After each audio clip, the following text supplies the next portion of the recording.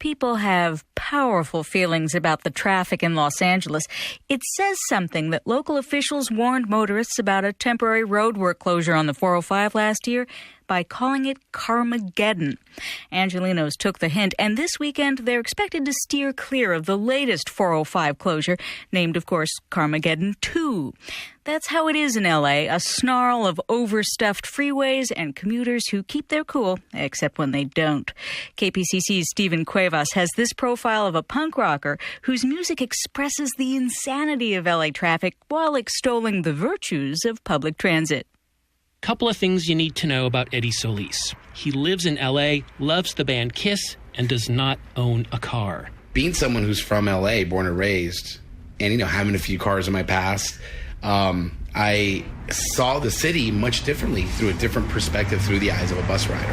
Want to just all the way to the back? Sure.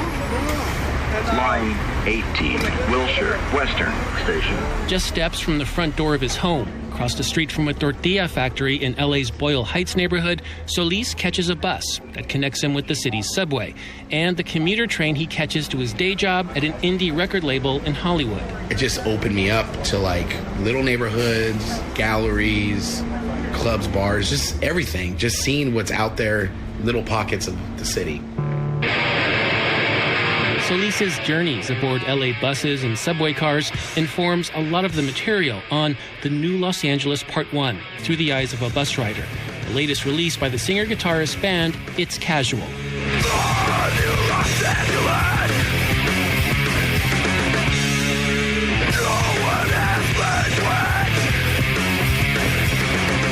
In Solis's vision of a new Los Angeles, people abandon their cars, climb aboard public transit, and rediscover their communities. One song extols the virtues of the L.A. County Metropolitan Transit Agency's Easy Pass and the urban underbelly it introduces to the rider. And that's a nod and homage to, the people who know what you could even go cheaper and really beat the system and really steer away from spending money on gas and oil profits and all that.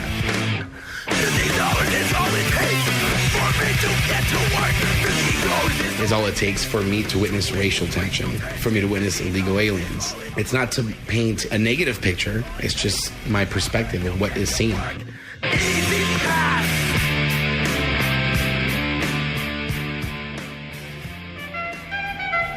I got a funny backstory. Off the bus and back on the street, we make our way past a jazz saxophonist playing for pocket change and down a long escalator to catch a train.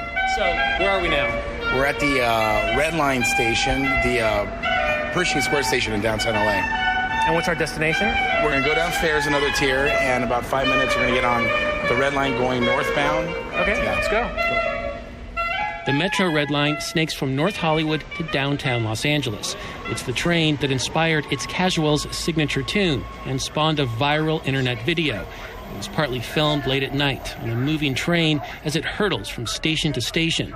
Solis thrashes away on his guitar and barks the lyrics, which celebrate the Red Line and call out the congested freeways that coil around Los Angeles. Este es un tren del Metro Red Line a North Hollywood. The 210, the 605, the freeways are not so nice. The I-5, the 210, the freeways are not so nice. The thread that comes out of the record that ties everyone together is just be alive, don't be a victim of having a car.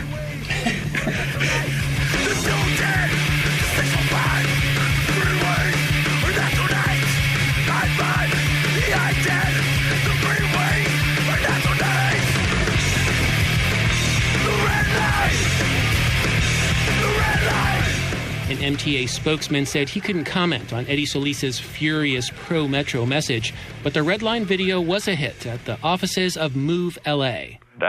Eddie's done a good job. Thank you, Eddie. It's the public transportation advocacy group headed by former Santa Monica Mayor Denny Zane.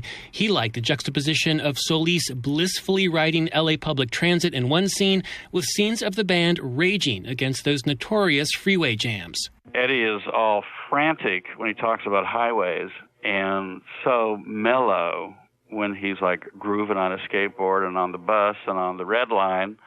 There's a metaphor for the transformation, from the, oh my God, I just got to get out of the traffic to, hey, this is cool. I can mellow out.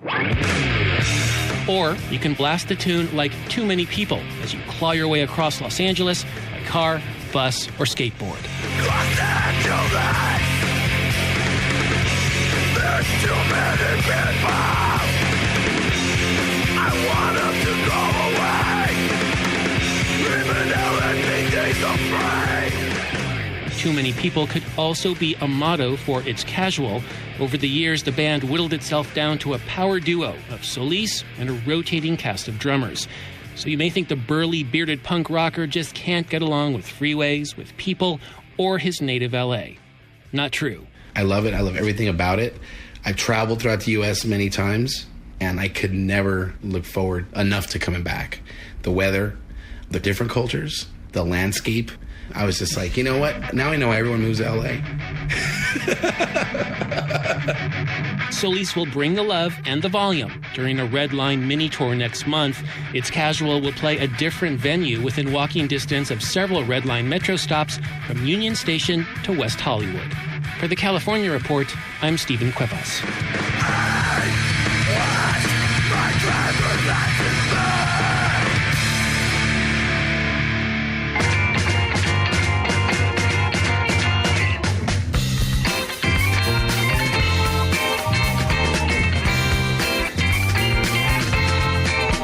That's the California Report, a production of KQED Public Radio in San Francisco.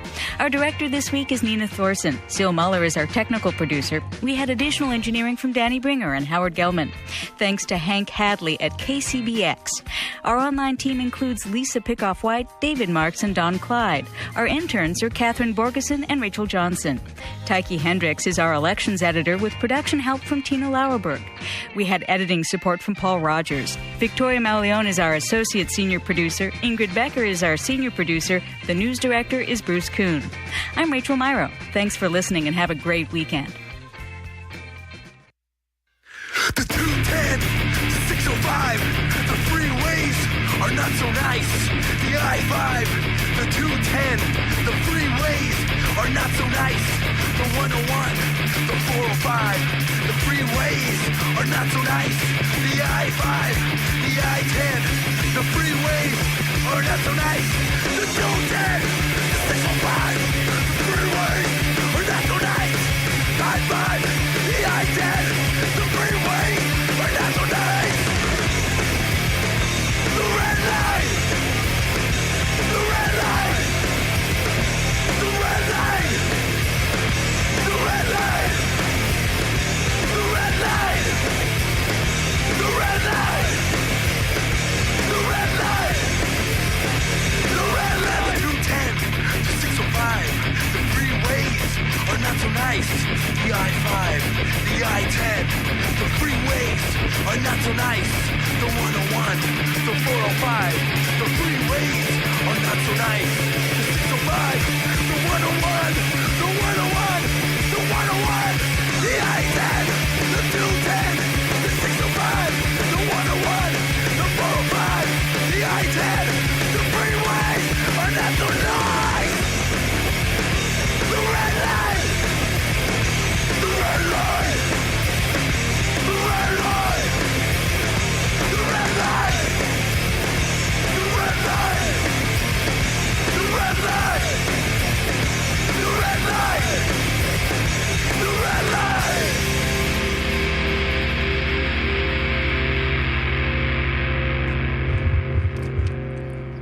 Welcome to the 88th episode of Los Angeles Nista. I'm the creator, producer, and host, Edward Solis. Eddie Solis. Tell the world who I am to you.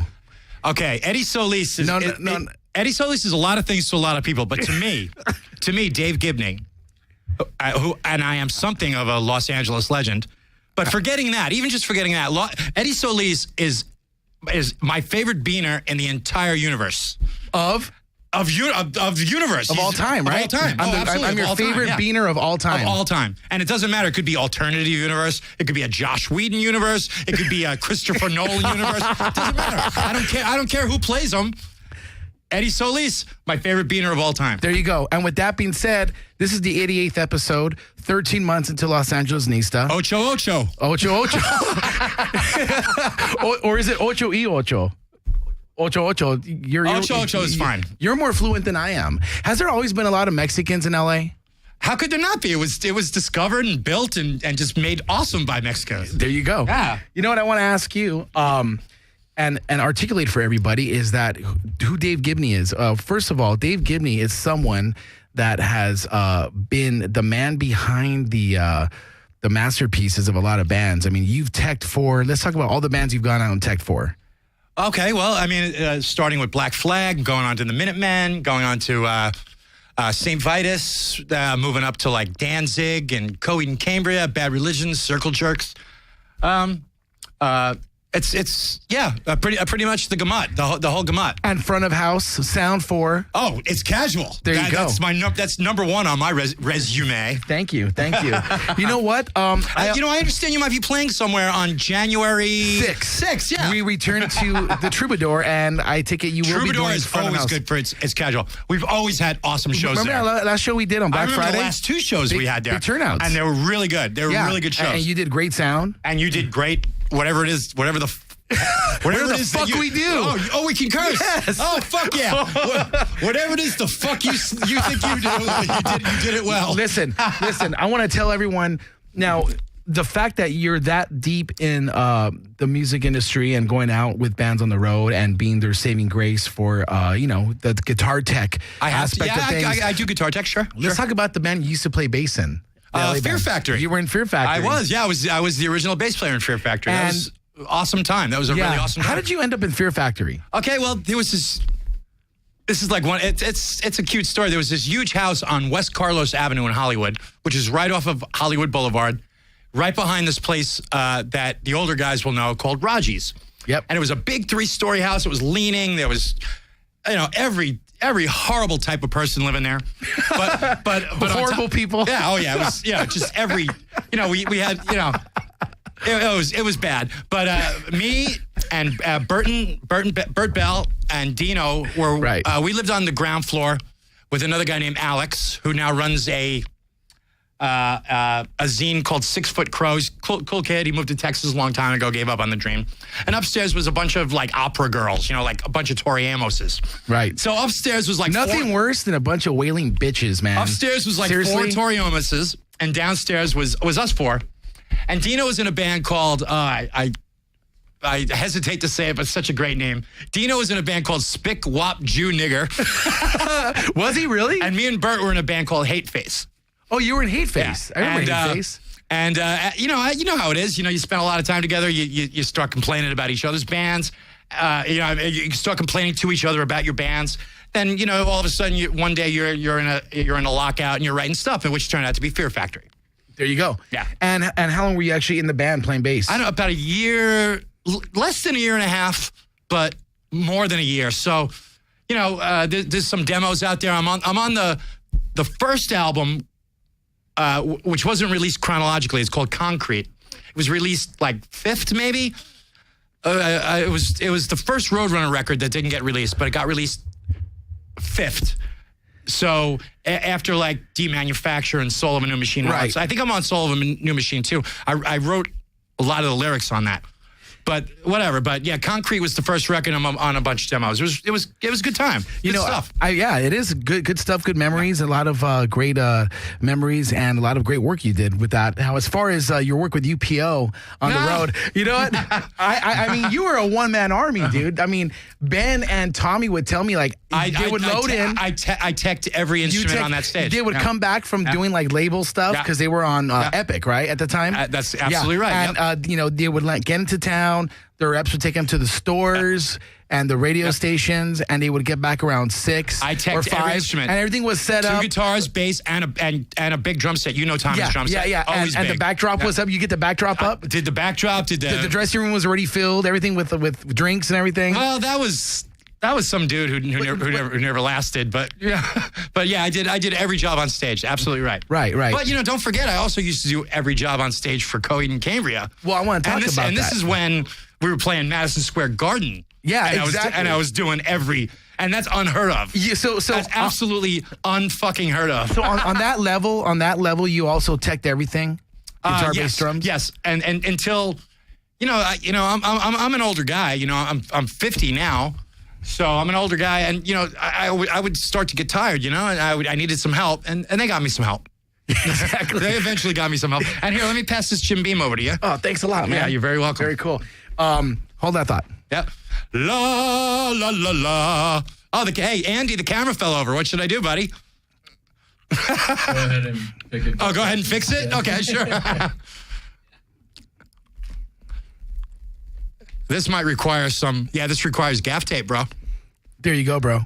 So check this out, man. Yes. So I'll hold it. So being at not Los forever. Angeles Nista is about public transportation. It's about Love public transportation. It's about showing everyone Los Angeles one episode at a time. Yeah.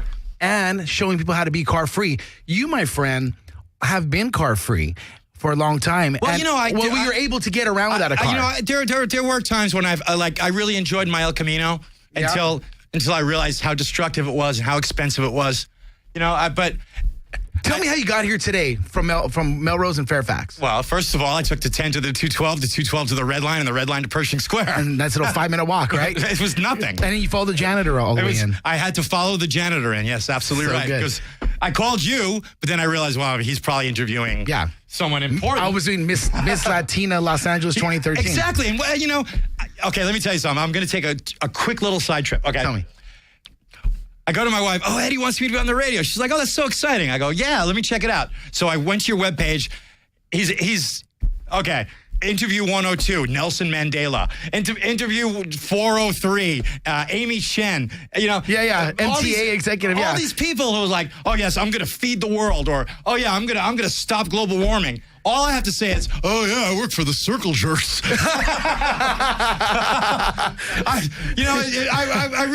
I usually have a pretty good opinion of myself. I usually am pretty happy with who I am. You are. You always are. But then I looked at your not set list. My roster. Your roster. Thank you. I looked at your roster. Archives. I'm like, wow, I'm not feeding 100 kids. I'm not bringing fucking new jobs to Los Angeles. I'm not even as good looking. Look, this guy is amazing looking. Look how I'm not even good looking. This guy could stand in front of a camera and make $400,000 just because he's good looking. Right.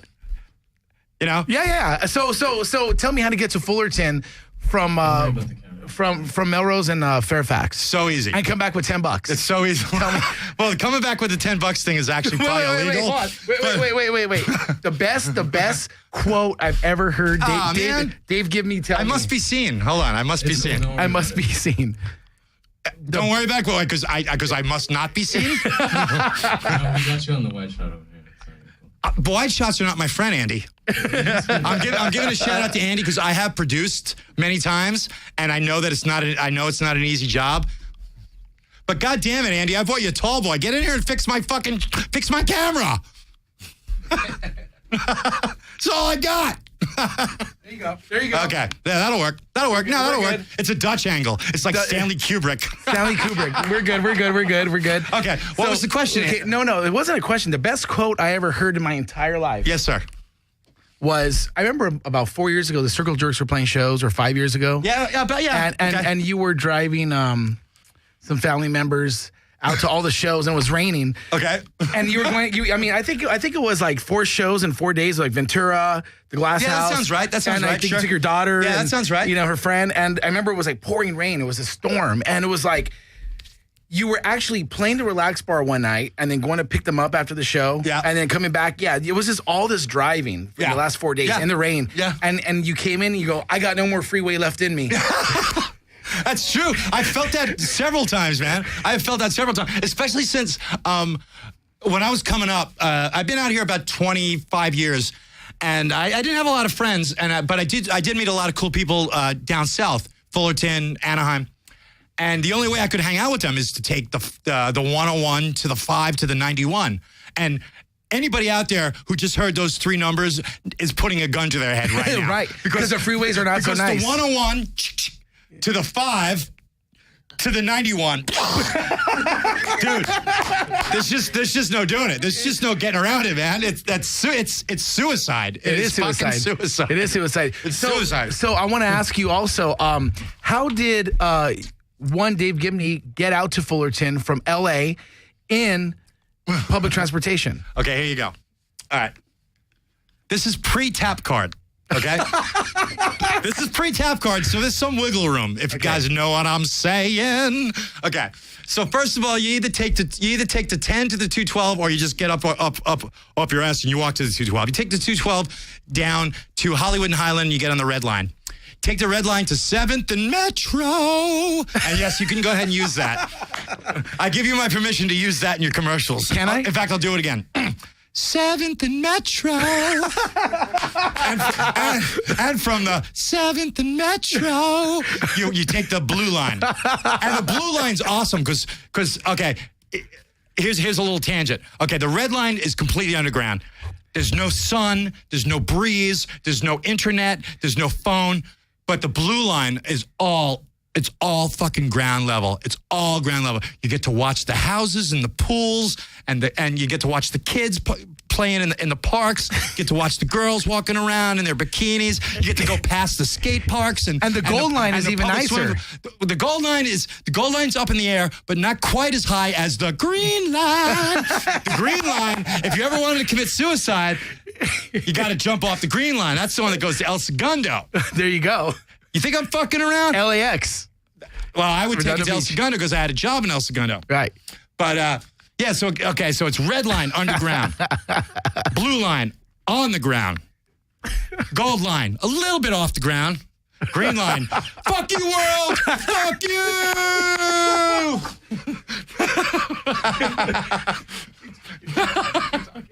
Are you getting me an ashtray? Because that's really the only reason I could accept you walking out of the room. All right, so hey, this is the Dave Gibney Show, and so hey, Andy, so did you have a good weekend? I had a pretty great weekend. I can't. All right, hold on, Wait, hold on. Oh, he's back. Do you want to? You want to smoke in here? Can I? There's no smoking in here, huh? That's why I didn't light it. Thank you. Okay, let's really talk about the shop that you live above. The shop. Oh, awesome! Yeah. What's the name of that shop? Okay, the name of the store is called the Never Open Store, and it was started as an art project by my wife, Stephanie Mata Gibney.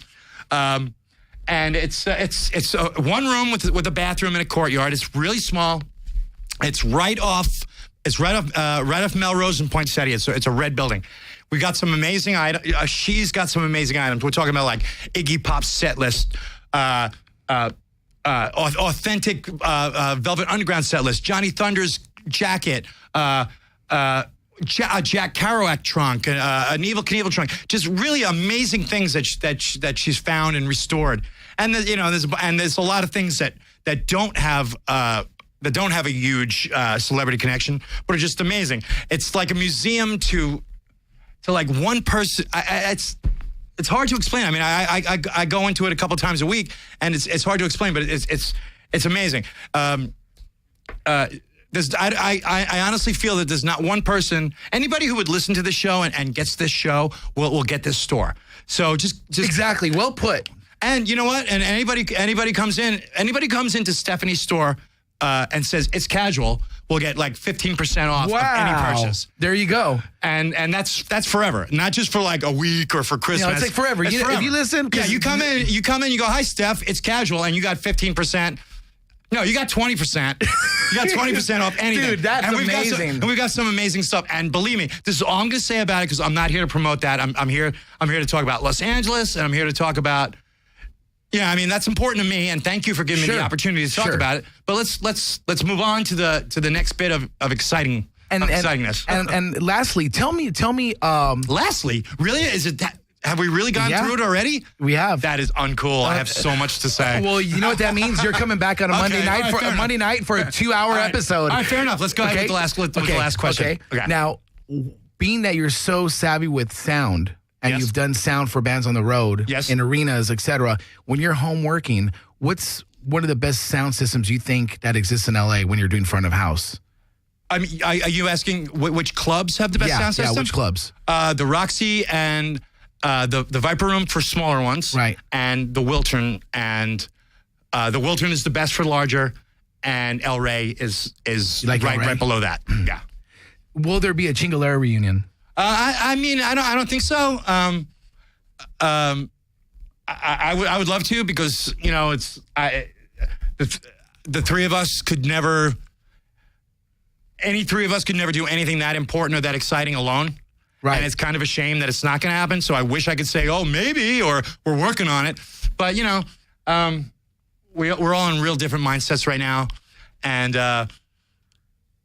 even if we did right now, it wouldn't work. Which is unfortunate because I love those guys. And we all love each other, but it just ain't going to happen. And Dave Gibney, I love you. Oh, I love you too, Eddie Solis. And thank you so much for being my guest on the 88th episode. Oh, my pleasure. My absolute pleasure. Thank you so much. Thank you, Andy.